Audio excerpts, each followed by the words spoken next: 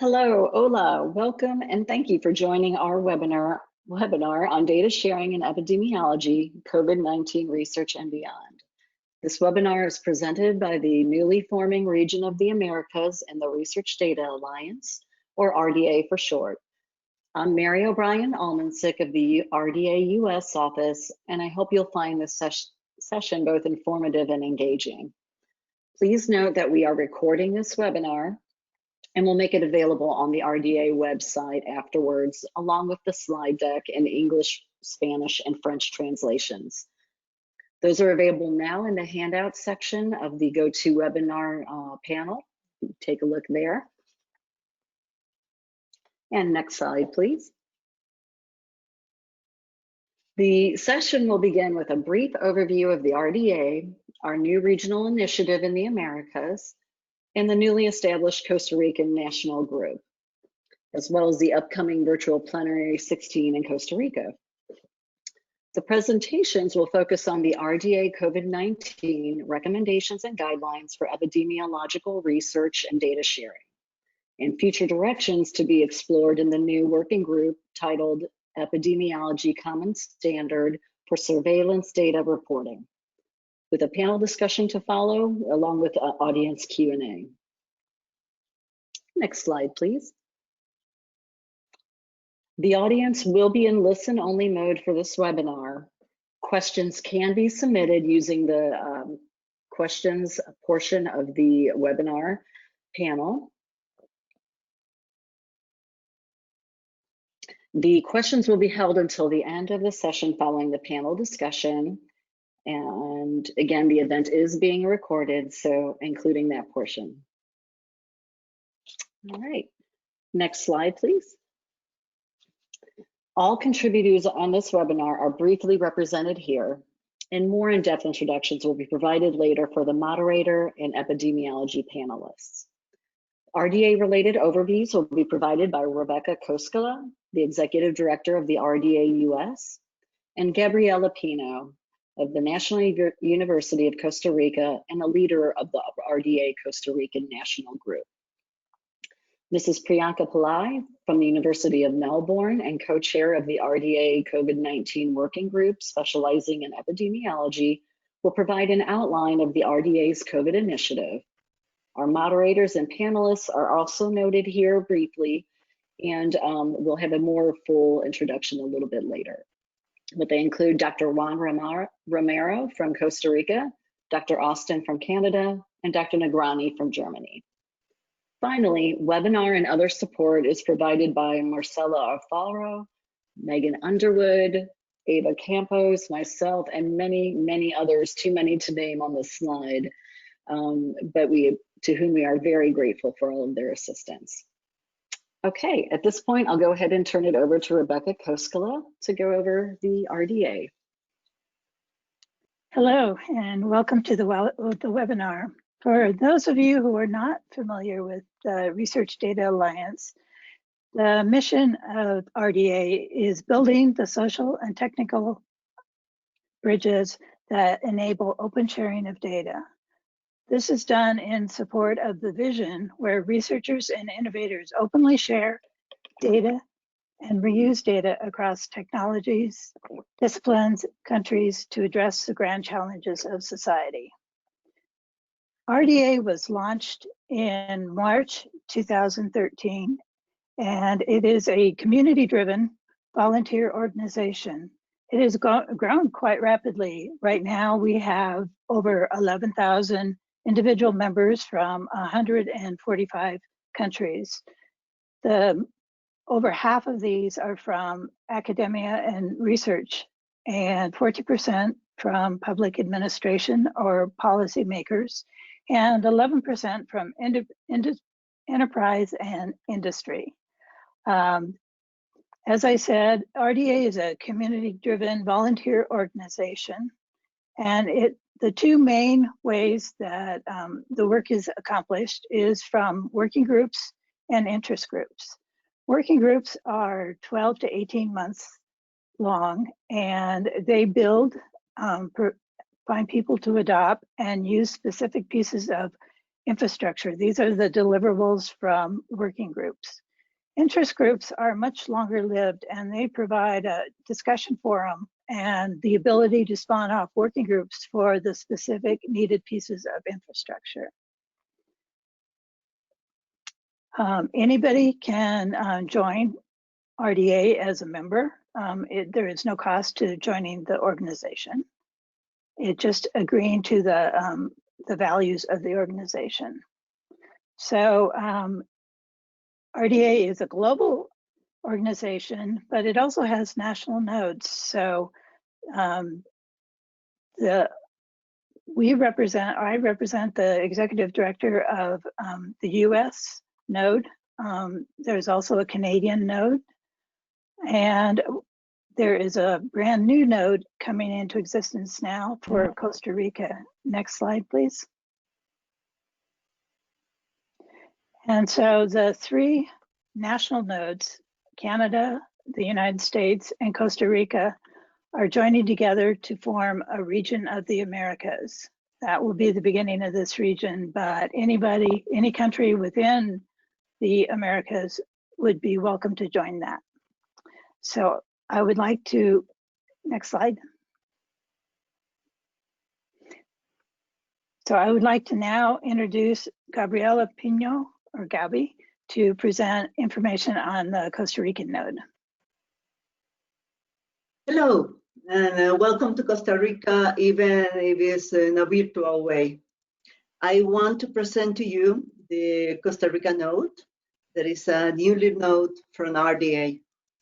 Building the Costa Rica node has been exciting, and our expectation is to become a bridge between RDA community and universities, institutions, working groups, and any other kind of project that is looking to build relationships and to share and reuse the research data that we are building up every day with our science research, and to do it by the open data practices.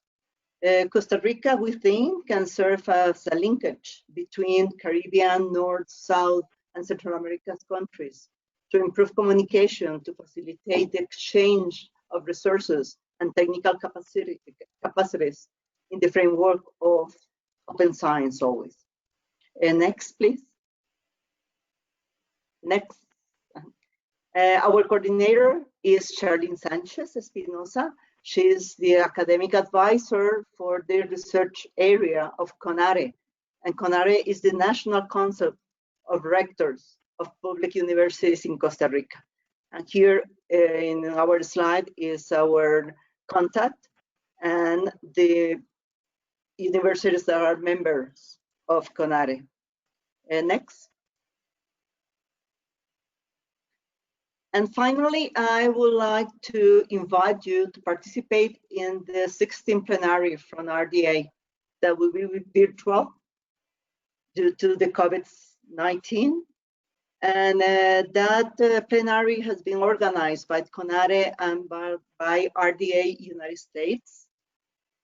Its accent is on knowledge ecology, and Costa Rica is the host country virtually. Will be held from November 9 to 12. And the Epidemiology Working Group will have sessions on November 10th and 12th. And we will be pleased to see you in our sessions, the plenaries and the breakouts. Next. And now I would like to, I'm pleased to introduce you to Priyanka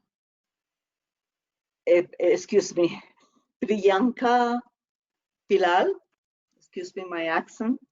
She's an academic specialist in the area of research data management and health informatics at the University of Melbourne in Australia. Priyanka is one of the co-chairs of the RDA COVID-19 working group and a member of the editorial group working in RDA 19 outputs. I'm pleased to give the microphone to her now. Thank you. Thank you, Gabby. Good morning, good afternoon, and good evening to everyone joining us from different parts of the world. So I'll be giving a brief introduction and overview of the RDA COVID-19 working group, and then our panel moderator, and the panelists would go into more in-depth information about the epidemiology working group and its outputs. Next slide, please. So back in March, when the pandemic had started, it was gaining traction everywhere. I shouldn't say traction, but yes, it was becoming more and more of a concern everywhere, and information became the fuel to drive the response. There was a call to action by the European Commission to fast track a working group aimed at developing a system for data sharing in public health emergencies, specifically COVID-19. And the aim of the working group was to produce a detailed set of recommendations and guidelines. So the detailed guidelines were aimed to help researchers and data stewards follow best practices to maximize the efficiency of their work and to act as a blueprint for future emergencies. The recommendations was aimed to help policymakers and funders to maximize timely, quality data sharing and appropriate responses in such health emergencies. Next slide, please. This was a massive community-led effort and community-driven effort. So there were 600 plus RDA members as well as newcomers who registered for different groups, and I will get into a bit of a detail in the next slide how we've split up the expertise that contributed to this effort. There were about 165 active contributors to the documents, experts from different fields as group moderators, 6 from the US region. We had regular calls, writing sprints and iterations. We had weekly webinars, and drafts were put out regularly for comments. And we had RFC, request for comments. 5 releases were produced between April and May, and the final release was produced in June. And the RDA's guiding principles underpinned the process of producing these outputs and guidelines and recommendations. And the principles were openness, consensus, balance, harmonization, community-driven effort. And this was also not-for-profit and technology agnostic or neutral, as we say. Next slide, please. So like I said, there were 600 plus RDA members who joined, and those members were then split up on the basis of their domain expertise and the interest that they expressed to be involved in producing these recommendations and guidelines. And as we all know that this pandemic is not just a health problem, so we wanted to focus on diverse research areas where information is being generated for response. And the 4 key research areas were clinical, omics, so omics that covers a lot of the genomics and metabolomics and proteomics, and has been quite the, I would say, the fastest mechanism to understand the genetic features of the virus. Epidemiology, and our seminar today is focused on epidemiology, and epidemiology has also been a vital factor in driving the response. And social sciences, like I said, it's not just a health problem, the economics of it, employment, and other factors, housing, and other social determinants of health as well. So these silos interact with each other for response. And there was also a focus on 4 cross-cutting areas. So those cross-cutting areas are common across these 4 key research areas. So the cross-cutting areas are community participation for data sharing. As community members are the stakeholders of the information that's collected from them, it is important to focus on that. Indigenous data under COVID-19, and there's been a history of indigenous people around the world experiencing a higher and a disproportionate burden of infectious diseases. So indigenous data becomes quite an important area for focus to have an equitable response. Legal and ethical considerations under COVID-19. And as we sometimes get quite caught up in the legal and ethical requirements, but I would say that we should look at them as enablers for fast sharing of data and also to drive response.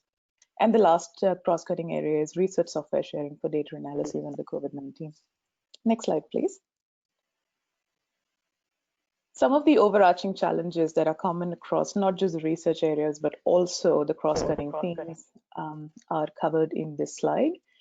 So rapid sharing of research efforts, findings and data, timeliness versus precision. So this was quite essential in the early stages of the pandemic because it was important to get the information out there, but we also needed precise information. lack of pre-approved data sharing agreements except WHO, no common standard/system for COVID-19 data reporting, cross-disciplinary reusability, and as we saw, there are information silos that need to interact with each other, but also the reusability of those cross-disciplinary information assets. Contextualization, licensing, and documentation, and also developing ad hoc research software or bespoke systems that address a problem at hand, but not really guarantee a sustainable use of that piece of software or information system. Next slide, please. Some of the overarching recommendations, again, common to a lot of the research areas, all of the research areas, and also the cross-cutting themes, is to have coordinated cross-jurisdictional efforts to foster global open science, infrastructure investment, and economies of scale, fair and timely outputs, early and frequently updated data management plans, metadata, curation of metadata, actually, essential for cross-disciplinary access, documentation of the methodologies, use of trusted data repositories, expedited publications and data publication, and this speaks to the balance between timeliness and precision, ethical and legal considerations, and legal frameworks that enable fast sharing of data. Next slide, please. So these are some of the highlights across the themes. I wouldn't go into too much detail because I would want more time for the panelists and for the epidemiology panel. But I would highly recommend checking out or having a read at the recommendations and guidelines. And these, the key challenge recommendation and guidelines that we've picked up is quite critical to understand how the response can be driven rapidly. Next slide, please. I think that's the last slide. So it's my immense pleasure to introduce you to the panel moderator and the panelists. So Dr. Juan Jose Romero Zuniga is a researcher and a professor of the PhD program in Human Movement Sciences at University of Costa Rica and the National University in Costa Rica. Juan is also the coordinator and professor of the master's degree in epidemiology at the National University in Costa Rica. I would also introduce the panelists, and you'd hear from them after you hear from Juan.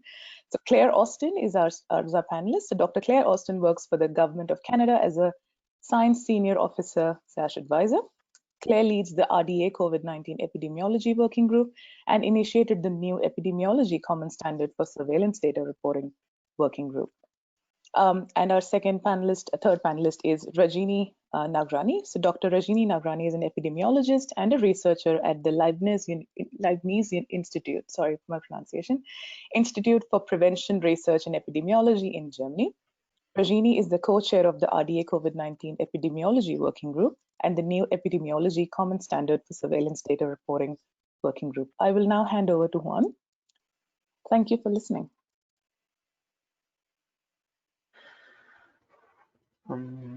Thank you very much, Priyanka, for introducing me, and thank you to the organizers for inviting me to this panel.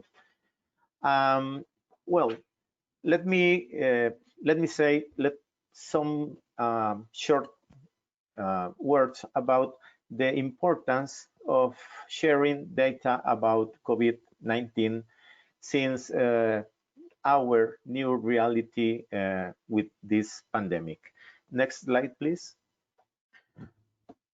It is very clear that the generation of data is essential for decision making. However, that loses importance if or value if it is not produced reliably and analyzed in timely and adequate manner.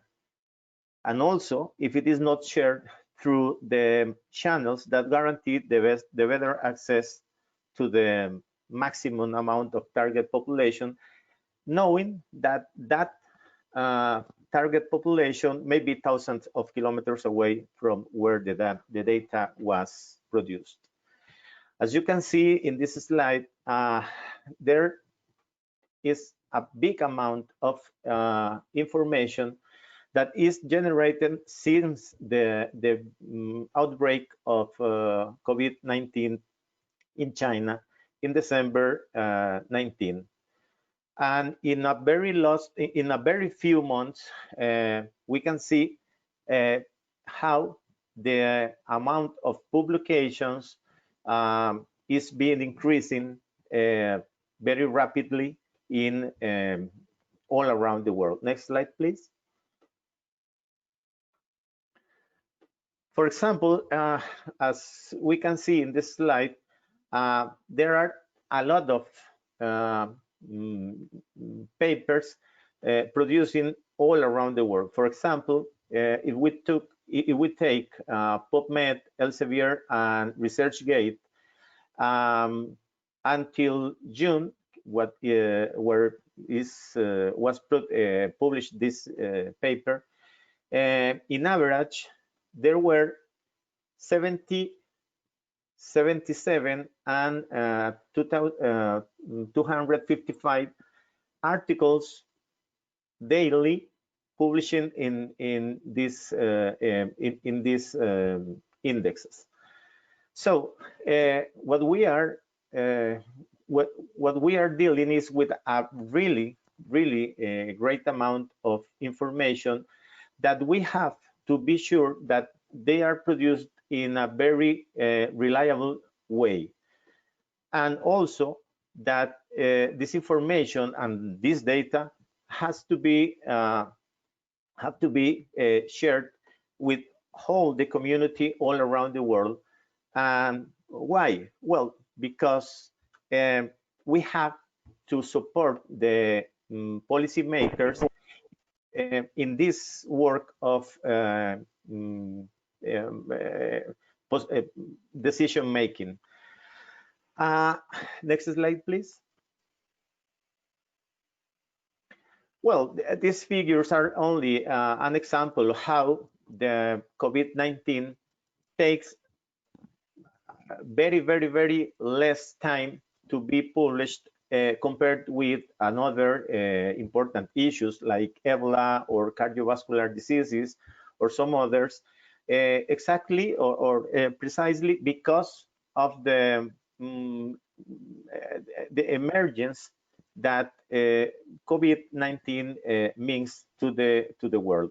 At this moment, we have almost 45 million diagnosed persons, and maybe probably 70 million people infected around the world, with near 1.2 persons dead due to this cause. So next slide, please. So this increase in publications, in information, is not, let's say, very balanced, produced and shared, because the most of this data, most of this information are being produced in developed countries. But in developing countries, we have very few information, and we have only small efforts to analyze and to share and to produce this data to the global community. Next slide, please. And most of this data, most of these papers that are being produced daily all around the world are produced in English, followed by Chinese, Spanish, and German. So what we are trying to do, well, trying that this information is be available to all the people, all the community. So that's why I think that RDA is the best or very best way to share this information all around the world, leading to that this information, this amount of papers, but most important that these papers is that the data that we are producing that can give some very important information for people that are really away for where the information is produced, is it's very important that this situation takes place. The next slide, please. So that, as you can see, these slides are only presenting this increase in information, in data, in papers that are publishing daily all around the world. Next slide, please. So with this in mind, I think what we will see in the next two presentations would give a very best landscape that we have at this moment in the world. Well, it's my pleasure to introduce to Claire Austin, which is Science Senior Officer Advisor and Environment and Climate Change from Canada. So go, Claire. Thank you very much. So I need first to say that I work for the Government of Canada, but I am not speaking in the role of an official spokesperson, and I am not making explicit comments or recommendations on or explicit discussions about Canadian statutory, regulatory, or policy matters or data.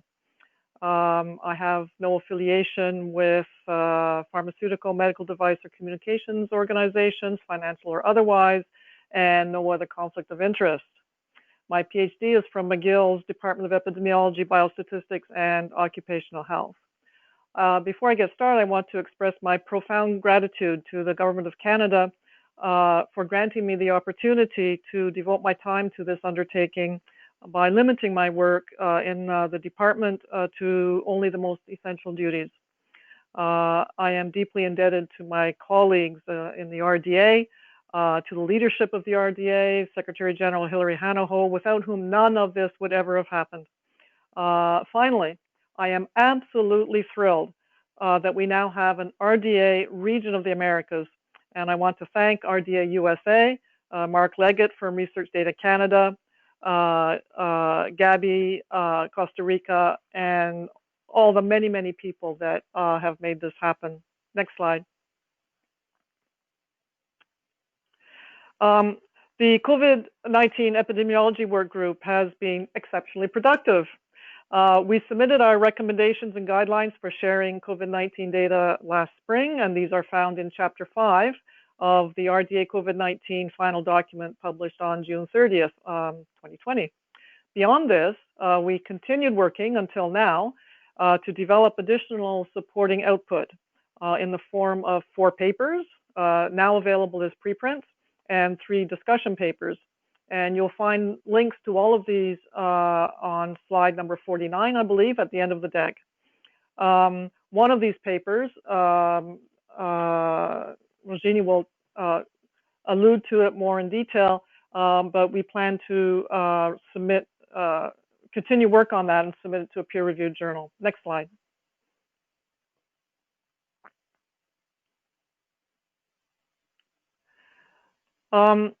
In our analysis of the COVID-19 data landscape, we found a great many data quality issues, let's say.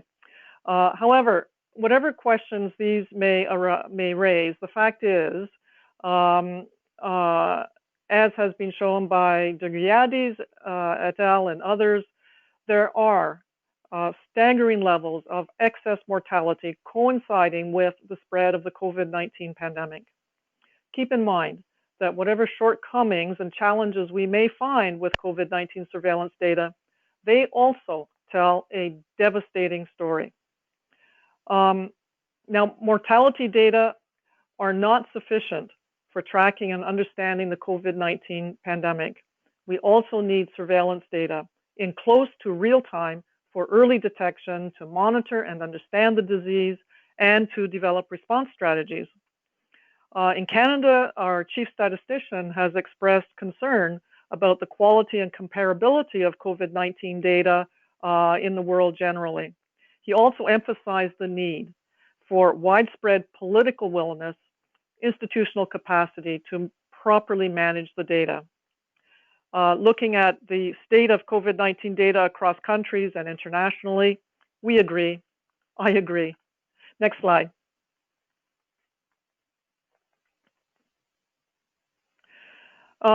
We still see people using fax machines, and I'm not talking about developing countries, in Western countries, developed countries also, and relying on manual processes. This situation exists within a broader context of the need for modernization of systems that handle scientific data. The data quality and data sharing challenges seen in much of the COVID-19 data are not unique to these type of data or to this pandemic. The underlying issue is the need for modernization of scientific data in general to keep up with the technology and the needs with respect to data. As is the case with other domains, this is a big data problem. This is a systems problem. The solutions exist. We need to find a way to implement them. Next slide.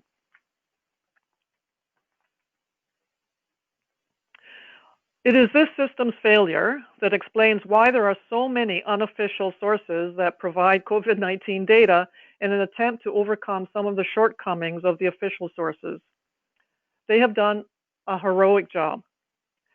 But we should not need to rely on ad hoc sources for data so fundamentally and critically important to preventing and ending a pandemic. The WHO and the European CDC track COVID-19 data for the majority of the world's population. But is that good enough for a rapidly spreading pandemic? There is a significant population for whom the data are not tracked internationally. Next slide. The next 5 slides give you a glimpse into some of the supporting output produced by our work group.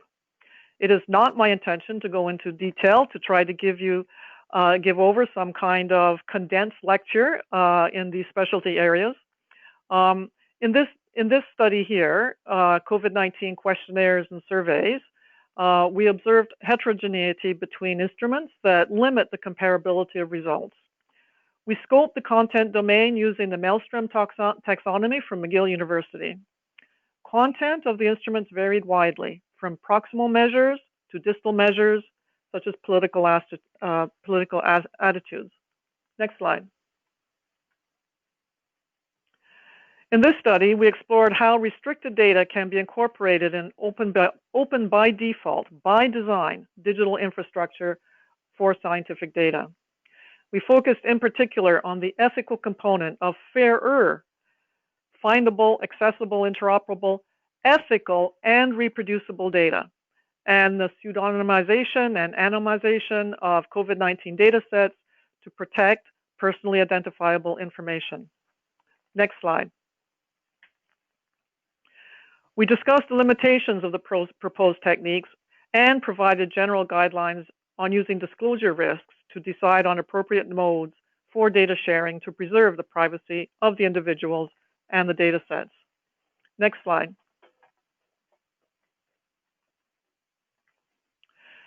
COVID-19 infections follow dynamic patterns across society. In this study, we propose using a systems thinking approach to better understand multiple interrelated factors and impacts. Building upon the work of others, we have extended the use of causal loop diagrams for whole system qualitative analysis of the linkages and interrelationships between COVID-19 contagion, healthcare, and economic components. The approach used is generic and can easily be applied to both developing and developed countries. Next slide. Full spectrum epidemiology considers multiple data type disease surveillance sources together with the public health and economic development that mitigate spread and severity of disease in a population. Here we propose a full spectrum COVID-19 epidemiology that could be hosted by a CDM, a common data model. Next slide. Where do we go from here? Rosini will tell you. The fact is, there is no single source of truth for COVID-19 data. The data quality issues are similar to what we see in other domains. Data are fragmented, difficult to find, difficult to assess, and difficult to interoperate. The information is scattered. We wish that it was available from a very well-funded, internationally supported organization. We wish that it complied with common standards.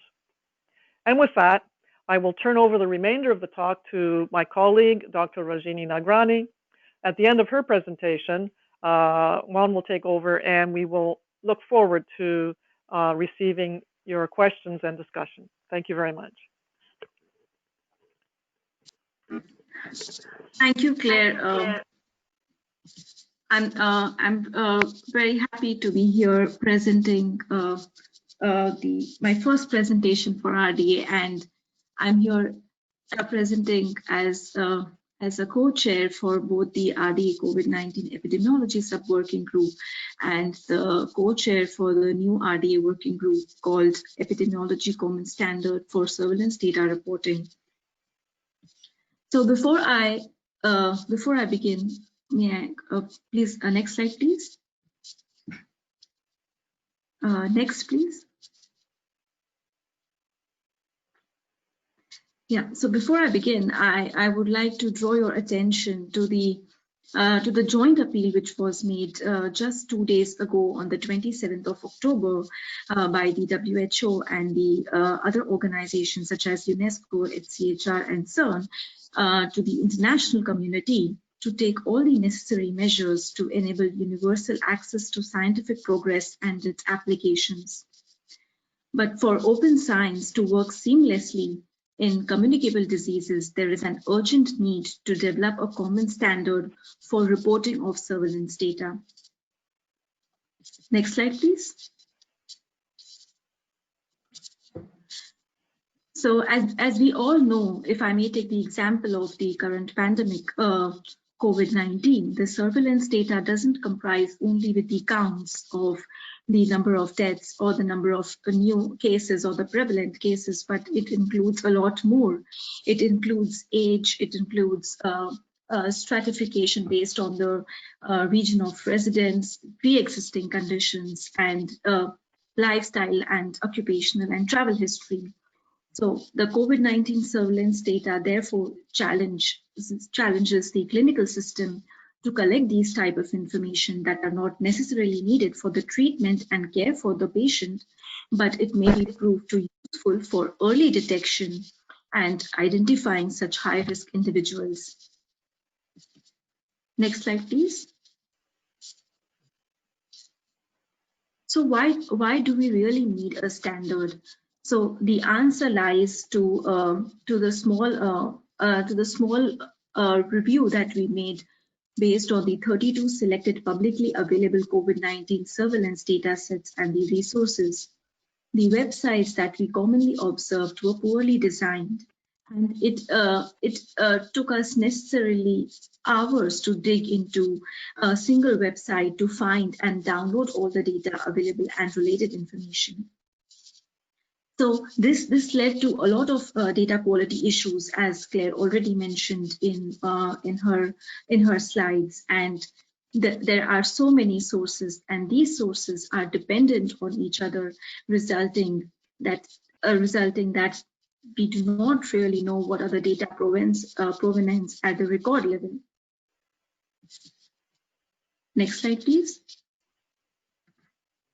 So if I may further state the examples with the challenges for the COVID-19 data, there are variables with the same name but different definitions. There are inconsistencies in terms of reporting resident versus non-resident cases, or reporting non-reporting of negative case counts, and reclassifying cases and missing data, to name a few.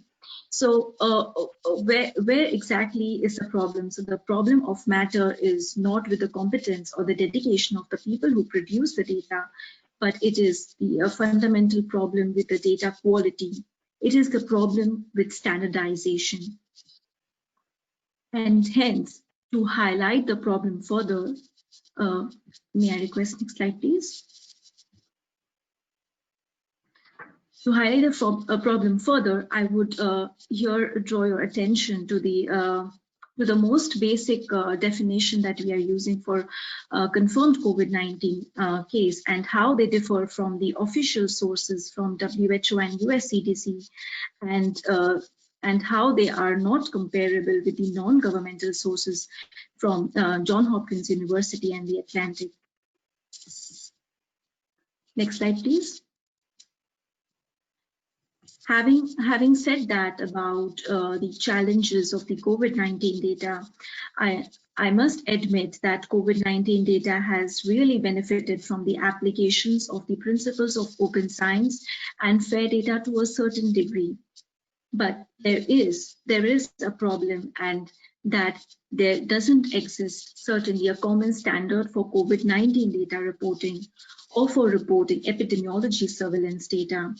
And so, as a follow-up to the RDA COVID-19 work activities, we are now putting together a new RDA work group to lay the groundwork for the development of such an international standard. I, along with Claire, we therefore invite you to join with us on this initiative. Next slide, please. So at the moment, we see that the output from this working group will not only be beneficial to the researchers or the producers of the data, but also to the stakeholders from public health agencies and government alike. Next slide, please. So at the moment, we have the initial membership comprising of the core group from the RDA COVID-19 Epidemiology Working Group, and we also have some additional members who bring domain-specific expertise. But we also aim to further strengthen our groups in various aspects by including cross-domain expertise from biostatistics, IT, architecture, data management, and not only limiting ourselves to public health or epidemiology. We also look for participation from groups from various experience levels and from various regional representations. We not only look for participation from high-income countries, but also from low-income countries, low to middle-income countries, and middle-income countries. Next slide, please. I'm happy to announce that the case statement is now open for public review as of yesterday. The case statement for the next steps will be submitted to RDA Technical Advisory Board 1 month from now to seek endorsement of the working group. We hope to receive your comments and suggestions. If you're not a member of the RDA, please join the RDA so that you can add your comments to the web page. I would like to end my presentation by asking you all to again consider joining the new Epidemiology Common Standard for Reporting Surveillance Data Working Group. Thank you. That's all from my side. Over to you, Mary. Okay, great. We're going to go ahead and bring back Juan and Claire and Regini for a panel discussion.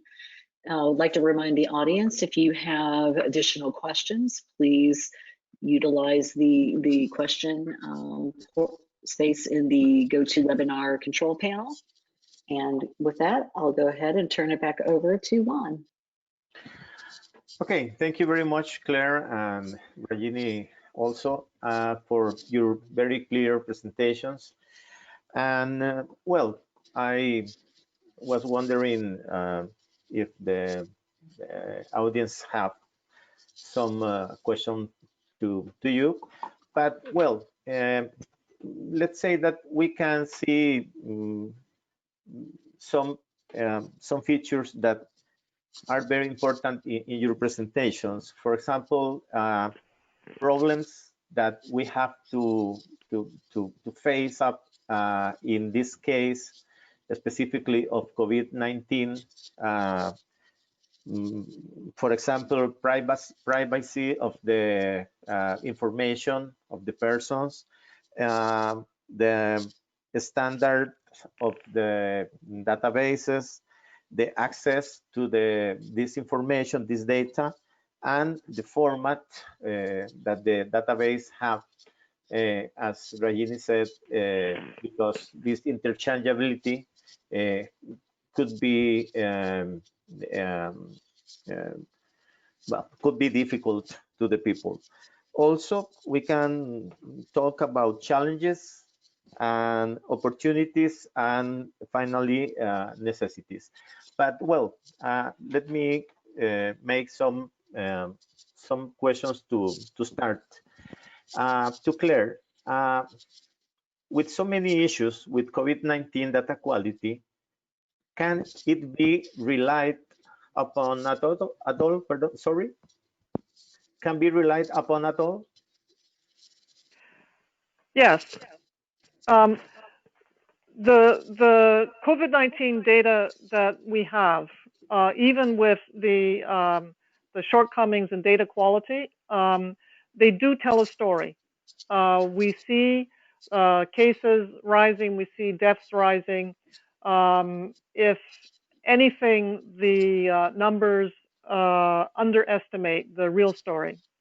There have been, as I mentioned in my talk, there's been comparison with excess mortality. We see very clearly that that there is really a shocking rise in excess mortality that coincides with the pandemic. There have been questions raised by scientists and in the media about whether or not some jurisdictions may be fudging the data, manipulating the data in some way to tell a different story from reality. Scientists have, statisticians have ways of determining that.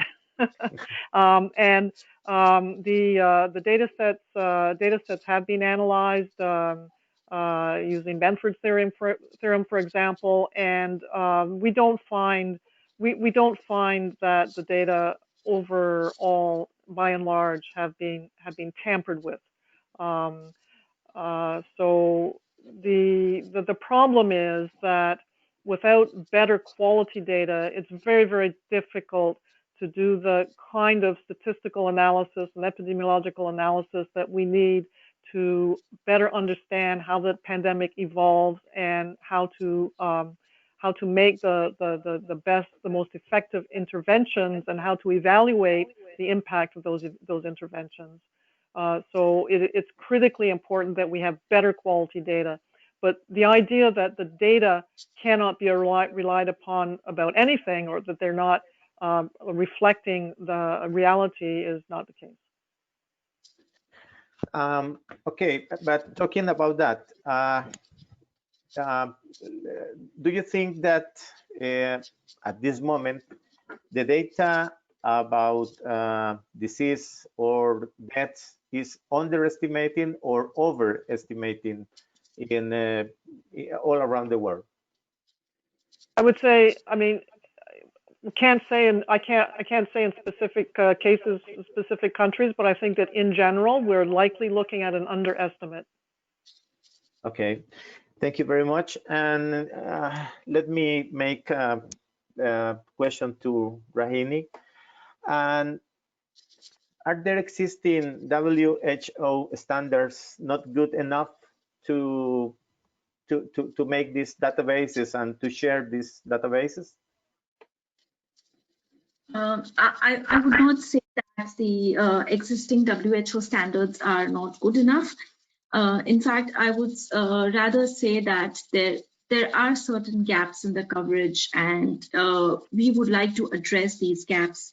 And we would like to cover all the instances or situations, or in fact the type of information that we see are being currently collected, and would like to answer these questions with the common standards in the new working group. So that means that we need maybe another standard. Yes, so in terms of, we could be an add-on and a complementary or a supplementary standard through this working group for the more complex data that is coming up. As I mentioned in my talk, that we just do not have data based on the number of cases, number of deaths, or total number of tests that have been conducted. But then there is a lot of complex data that is being currently collected. So I believe that our standard would help articulate these complexities. Thank you very much. And Claire, let me go back to the last question. Well, you said that there is an underestimation in general. Well, my experience in Costa Rica is that the amount of cases is depending on the capabilities on diagnostic tests, and is evident to me that we are only testing a very few amount of people that we should test in our country. How this reality can have an deleterious effect in this analysis that we as epidemiologists have to do to understand better this epidemic.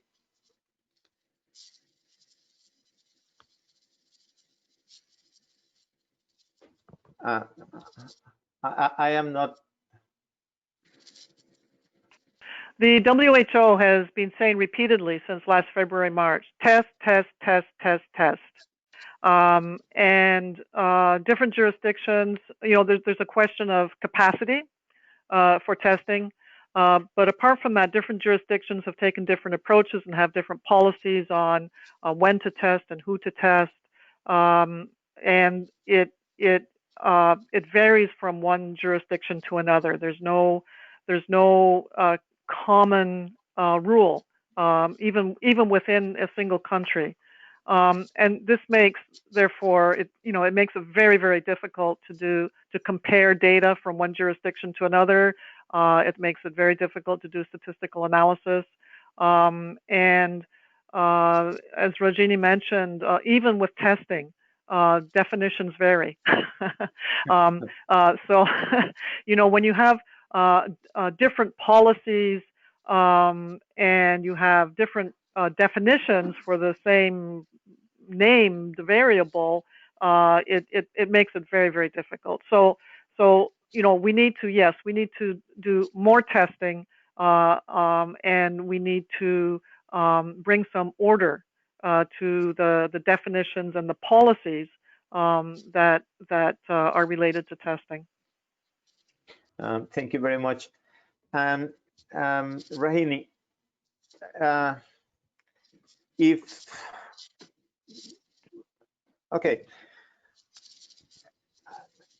are the data standards enough to remedy the problems we are seeing with COVID-19 data quality? I would say no, but I would like to supplement that there is a need for a system so that it coordinates these efforts of data collection with that of data reporting. And this should be supplemented further by a robust infrastructure at the jurisdiction level. And this should be globally. And this will then ensure the implementation of our common standards. And then I would be able to say that yes, that we see that the problem is then uprooted right from the beginning.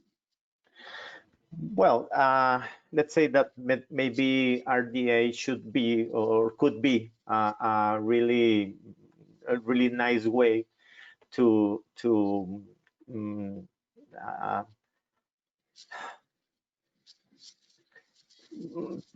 share this kind of standards and to be in agree about what we have to record in the most of countries that we have COVID-19.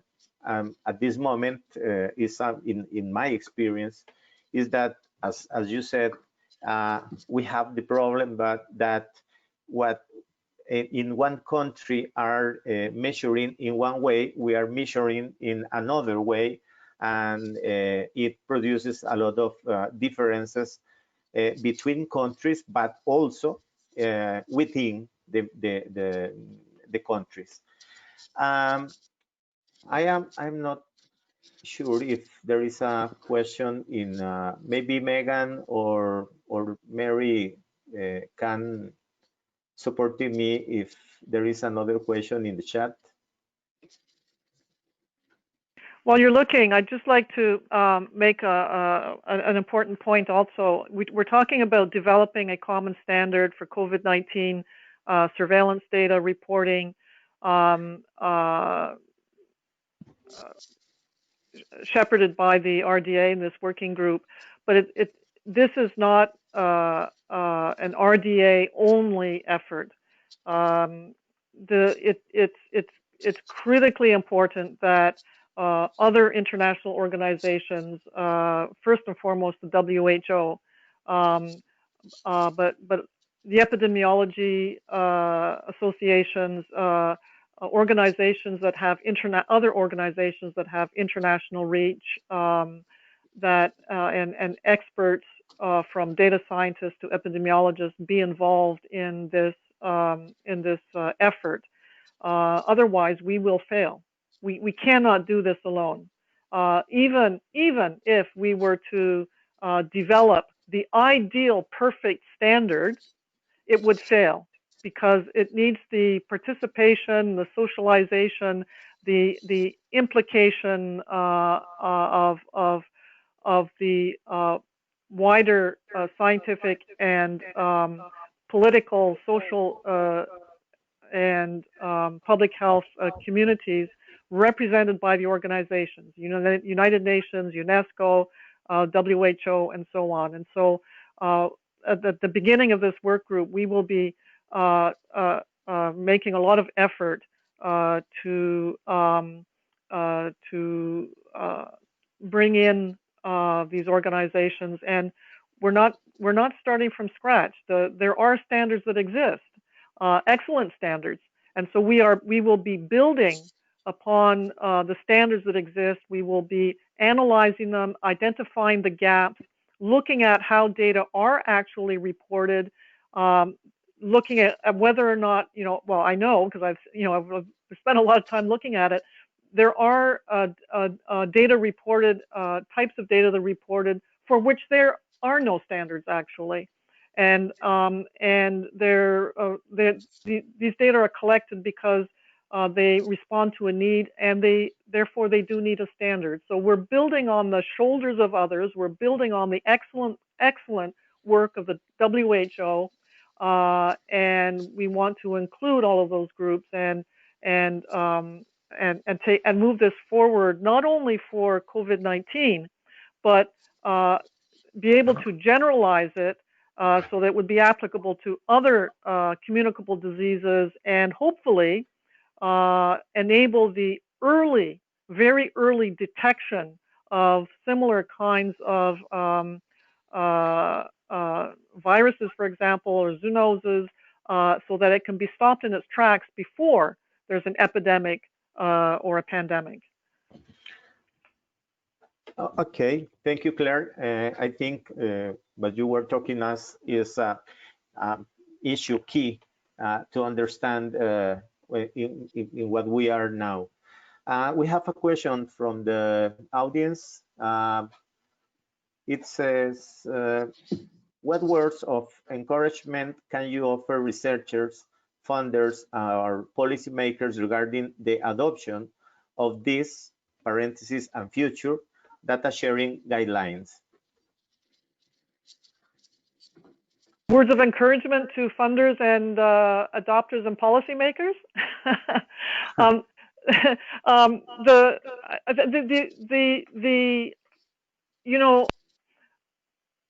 As I said earlier, this is really a question of modernization of scientific data, and it's not the bells and whistles that some other things attract, and it's sometimes difficult to find funding to support this kind of an effort.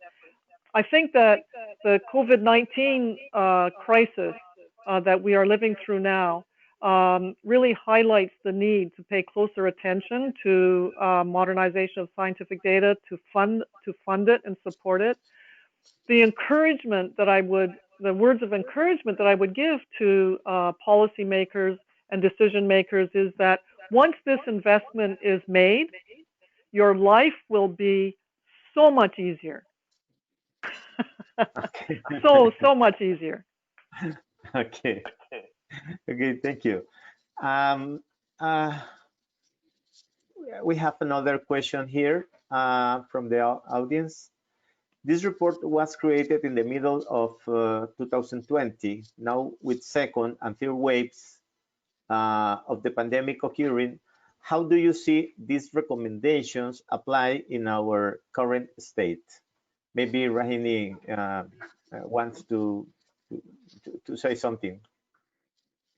I would only say that that's what our aim is, actually, to create robust recommendations and guidelines which doesn't hold true for one particular wave of an epidemic or a pandemic, but to be extrapolated to the upcoming zoonoses or also to the upcoming waves. So that is our goal, and we would like to work on this common goal with the other organizations and with all the multidisciplinary teams, so that we build upon recommendations that can be used by policymakers and researchers alike. Well, yeah, and if I could just add to that, one of our recommendations is, your question is, how does it apply right now in the current situation? Yeah. And one of them is, be open, be honest, be transparent. Yeah. The easiest way. It's just better all around for everybody. Well, I don't know in your experience, but for example, in Costa Rica, we have the problem that we have not standardized information system to recording the data that we are producing about COVID-19. So in some parts of the country, they use one kind of Excel, but because we are using Excel in these days, but when they are trying to join this, let's say, information, they have many problems with that. But you can see this news in Britain or in US or in Bolivia, in Peru. What do you think about this need of have not standardized definitions, but also standardized information systems may be produced by WHO or something like that to facilitate this work to the countries?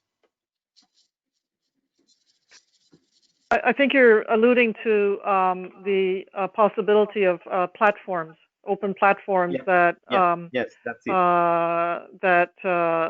that both developing and developed and low-income countries would have access to, and I think that is definitely part of the answer. The WHO does have a platform for submission of data, but then we're talking member countries and we're talking a specific type of data. So yes, and we have, now that we have, I mean, the technology is developing so rapidly, cloud and so on, that makes all of this much more accessible and cheaper. At the same time, you mentioned Excel. So computer programmer, those of us who do computer programming, and we kind of shake our head I've spent many years shaking my head when I see that people are still using Excel. I don't do that anymore. The fact is, Excel is not going to go away. And what we need to do is, instead of preaching to people and harping at people, you'll have to learn how to do computer programming, and you have to forget about Excel because it causes all sorts of problems. Instead of doing that, we need to figure out when people do use Excel, we need to help them use it properly so that it is actually useful and not a hindrance. But it's just not realistic to think that people are going to not continue using Excel for scientific data. That being said, this is not the ideal solution, right? I am not advocating for using Excel. I am just saying that we need to recognize that this is a reality that's not going to go away, and we need to address it. Yeah, we have to face that this is our reality. So we have to make the use of the software as better as we can do. We have another question here. It's a very short, but maybe with a really big answer. How do the guidelines make work more effective? What do you say, Rahini? How do the guidelines make the work more effective? So, if I may answer in short, that I would say that with the guidelines that we put forth, we see to it that we have a larger coverage first, and to make these guidelines aware across a larger population. And once that is done, that awareness is created, we ensure that there is a huge usability across the globe, and that would be our first step. To these guidelines are in place and they are used by the policymakers, by the public health agencies, and by the data producers at the jurisdiction levels, because these are the people who are actually collecting data. So if we solve the problem at top level but not at the jurisdiction level, we are not going to really go further. And to actually understand the problem and to address the problem, we need to really have a great outreach of these guidelines to get into the jurisdiction levels and to help them to use these guidelines. So so we have to work in the base of the pyramid, and also you're going through. Okay. We have another question here. What can one expect if they join the new epidemiology group at RDA? What is the process like for developing this kind of recommendations? Would you like to answer that, Claire? Okay. We have Rosini mentioned that our case statement is now live. So I encourage you to go to the link that's provided in the deck. You can download the case statement, and we have a work plan. We have a simplified Gantt chart. We've identified our deliverables and our milestones. We will be meeting once a week for the next, theoretically, for the next 18 months. In practice, it's meeting once a week until we've gotten the bulk of the work done. I've led a number of technical work groups for a number of years now, and my experience is that if you're really serious about developing a worthwhile deliverable, then you need to meet weekly. So it's a working group with it's a group of people with the emphasis on work. Thank you, Claire. I would just like to add to that. We plan to initially start with the COVID-19 and then to extrapolate it to the other infectious diseases or communicable diseases. So that's how we plan. And then again, these recommendations and guidelines then go to the public review, and that's how the process then goes further.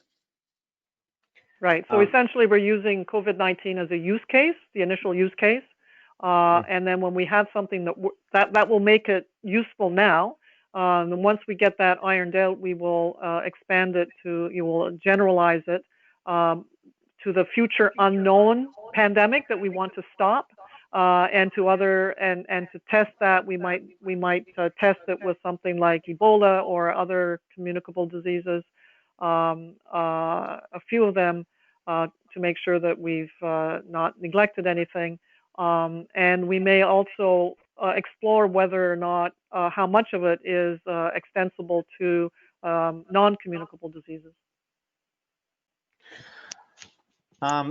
Thank you, both of you. This question is especially for Claire. Can patient data be shared across borders?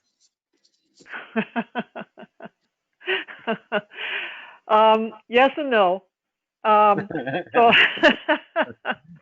so this is a very very important question, actually. Already within a country, there is great concern about protecting personally identifiable information. So, you know, I showed you some of the paper that that we worked on, and Rajini is working on now a funded study which extends that work. The first thing that has to be done is to make sure that the correct tools are used, both software and hardware, to guarantee the protection of the personally identifiable information. Whether or not it can go across borders is another question.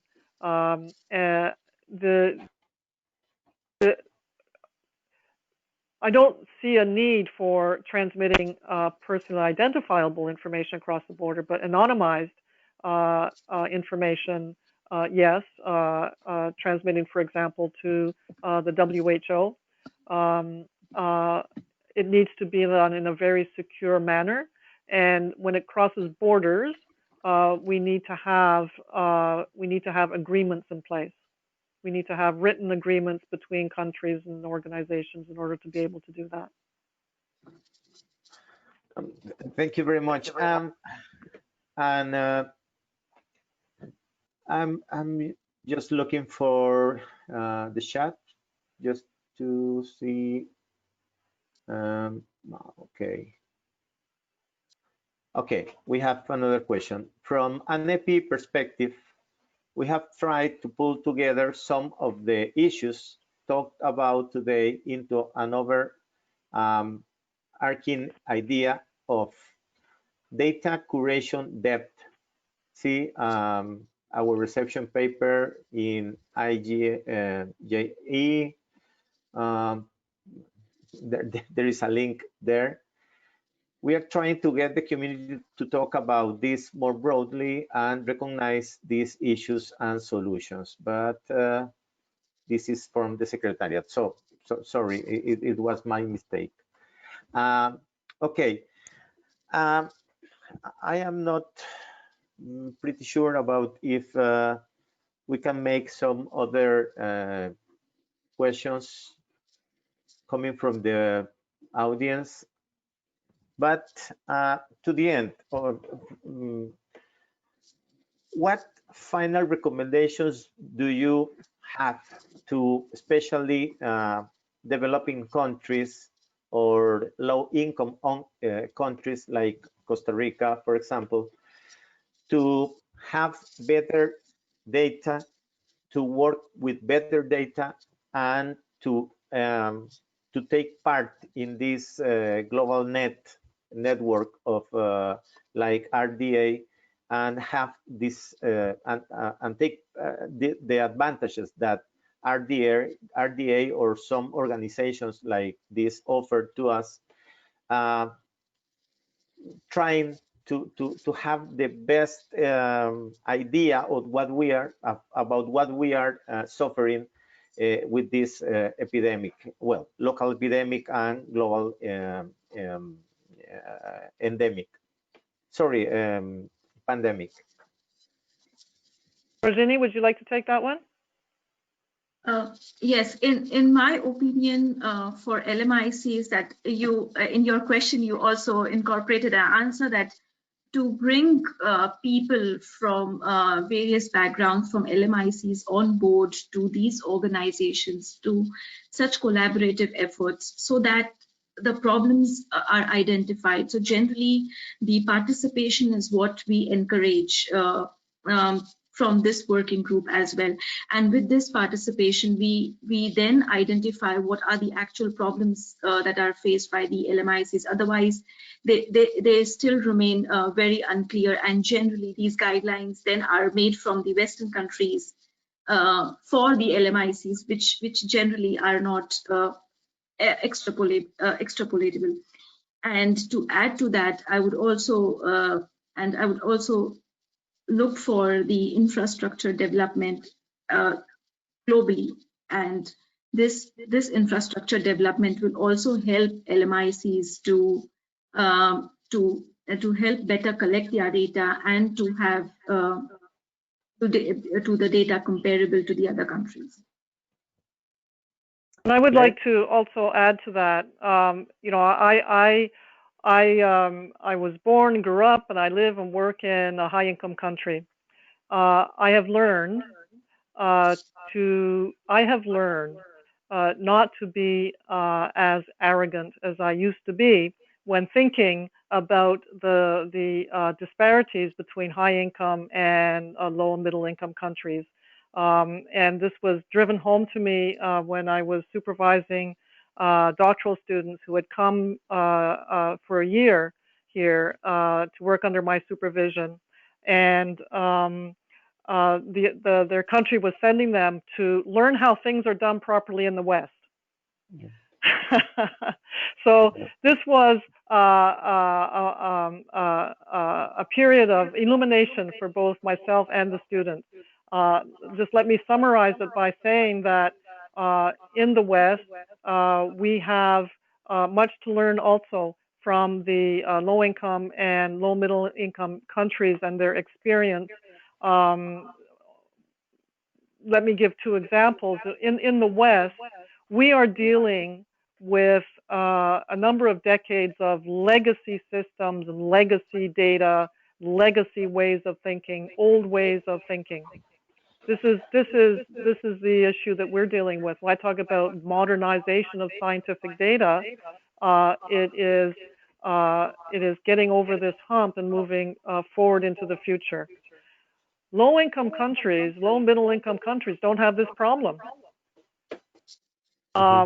When they are building something, they are building new, and they buy new computers, and they put in, they adopt the current standards.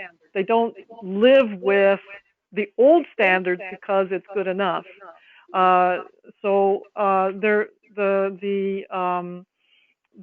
learning is not one direction when it comes to data and technology.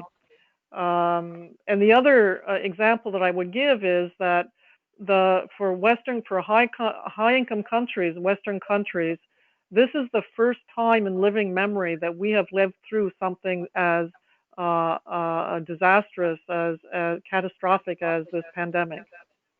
We don't have anything like this experience in living memory. But low-income countries and low-medium income countries, they have had similar kinds of experiences, and they have learned lessons from it. And when you look at the policies that have been developed in some of the African countries, for example, very early on, that we were slower to get the idea of, this I think is in part due to a more immediate experience. So just those two examples to say that, you know, it is not a one-way, it's not a one-way discussion. It's a two-way discussion, and it's learning from each other. the world is much smaller than it used to be because of the technology and because of the experiences. Thank you, Claire. And maybe last question, as a kind of global conclusion, what are the lessons learned, positive and negative, from your experience leading the RDA COVID-19 epidemiology working group that guide the new epidemiology common standards for surveillance data reporting working group and help ensure its success? So you're asking basically lessons learned, positive and negative? Yeah. How will we learn from our mistakes and not repeat the same mistakes? Well, yes.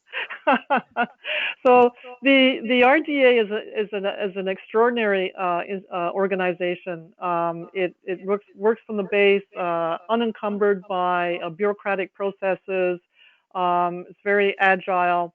And as was mentioned earlier, the opening of the webinar, anyone can join. And so this opens a tremendous opportunity for innovation and creating new things in a very a rapid manner, because you have a group of really dedicated and committed people. So this is the good. The flip side of that coin is that things can go off into 57 different directions. So it's important to, I mean, you look at the output of the COVID-19 EPI work group. I said it was extraordinarily productive, but this is also an indication of the different directions that we went into as a work group. And so, and because people are committed, and in the case of COVID-19, it felt very much like a call to arms. People, I mean, everyone just basically got very exhausted. So for this new work group, there's a lot of work to do, and what we're going to do at the beginning also is take the time. We didn't have the time last spring to plan very much. We had the deliverable every single week, and people were asking me, how do you do it? Or and I said, well, no bureaucratic processes. And they said, but all right, so what is your plan for 3 days from now? I said, I have no clue. I have no idea. We are flying the airplane as we are building it. So with this new work group, the lesson, I mean, so that has its good and bad, but with this new work group, it will be very important, and we're taking it very seriously to take the time at the beginning to analyze and plan and clearly define our objectives and the deliverables, and articulate what the focus is, and then move in that direction. Thank you, Claire.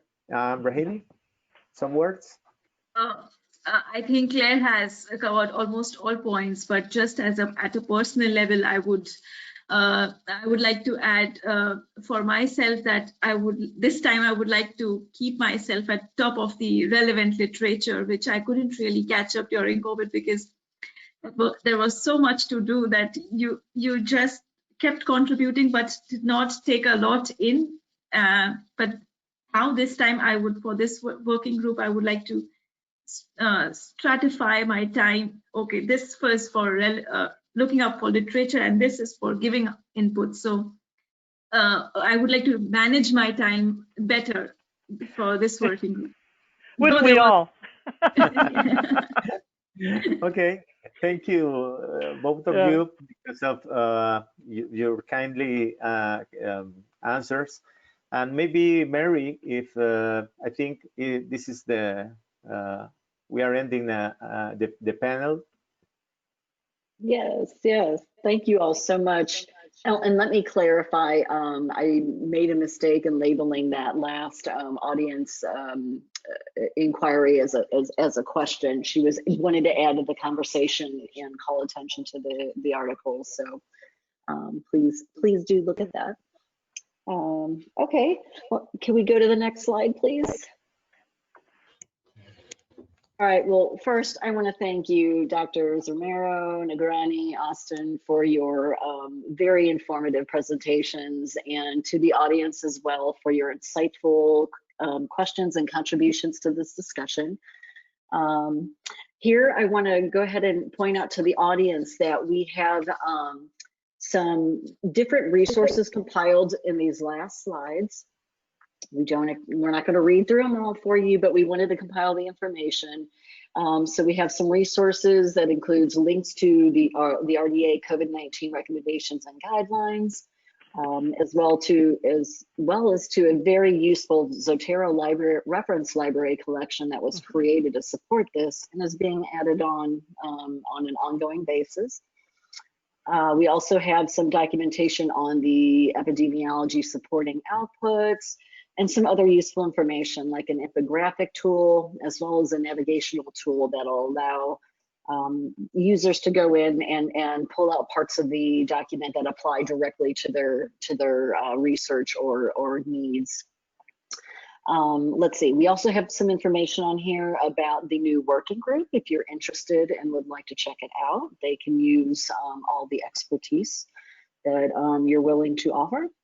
And we also have some information. If you're interested in joining the RDA to learn more about it, it's free. There's a link to join, as well as some information about our virtual plenary in Costa Rica. We really wish it was live so we could go to your beautiful country, but at this time it must be virtual. Next slide, please. All right, and I just wanted to point out that Claire and Regini had compiled also some additional epidemiology supporting output references, great information for anybody in the field. And then if you go to the final slide, please. If you'd like to reach out to us, the RDA, follow us on social media, all of the details that you'll need are on this slide. And we were going to put this webinar and the associated slide decks, make them available on our RDA webpage very shortly after the webinar ends. So I think on behalf of the RDA and the RDA region of the Americas, gracias. Thank you for joining in today, and we hope to see you in the RDA. And best wishes and good health to you all. Thank you. Thank you. Bye-bye.